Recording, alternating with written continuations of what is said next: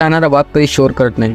तो अल्फा लाईनच्या समोर जाऊन ओरडत नाही की मी सिग्मा आहे, मी टायगर आहे, माझी इज्जत कर. अल्फा लाईनला पण माहीत आहे की तो सिग्मा टायगर आहे आणि तो त्याची रिस्पेक्ट करतो. त्यामुळे हे दाखवणं बंद करा की तुम्ही एक सिग्मा आहात. ज्या दिवशी तुम्ही बनाल तेव्हा लोक समजून जातील. Rule number 2, gender neutral. मी तुमचा सगळ्यात मोठा भ्रम दूर करतो.